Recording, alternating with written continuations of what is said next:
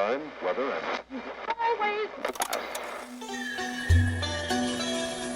Hörmətli radio dinləyicilər, yaxşımısınızlar? Bugün 2018 yılı 10-cu ayının 5-ci günü Yekşənbə.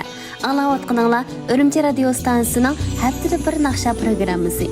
Xoş, biz bugünkü proqramımızga anlayıcılarımızın güclü tələbiga binaən həmmimizə tunuşluq bolğan Salim səfərining Bulamdo temasidagi eng yangi muhabbatli kuyini huzuringizga sunmoqchi. İşinimizki bu naxşa sizlarni Tahir Zuhra, Leyla Majdan qoldirib ketgan eng go'zal muhabbat dunyosiga boshlab kirgizdi.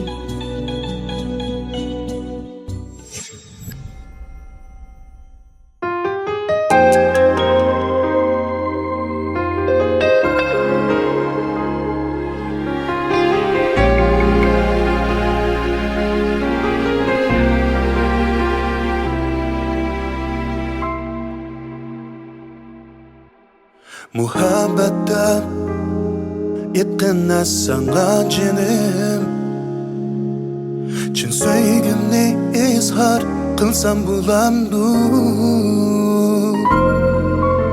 Tahir Zuhra Farhod shirin dastanlaridek biz bu dastan yasak bo'lmamdi. Bitgan nasib meşhurlar dastanlaridek biz bu dastan yasak bulmamdu. Şahsama kolumga kol bersem, çeksiz deniz dağlar asak bulmamdu. Hardım desem keçelleri billacınım, yoldu sana yasak bulmamdu. Hardım desem keçelleri billacınım, yoldu sana yasak bulmamdu.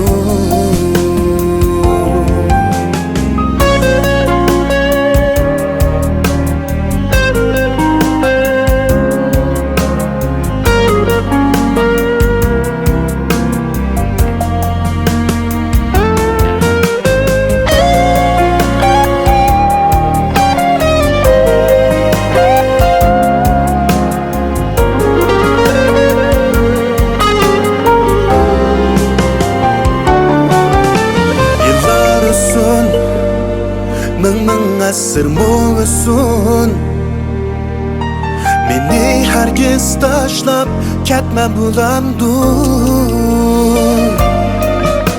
Ger o'rilib kessim o asman yer zaminga, mendan qadam ayrılmag'in bo'lamdi.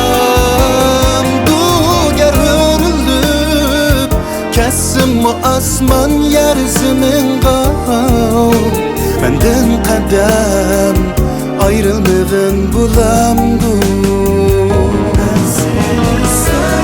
Sevimman, köyimman, dek manga ko'ysam bo'lmamdi. Men seni sevimman, ishqimda köyimman, sen bu mendek manga ko'ysam bo'lmamdi. Sen bu mendek manga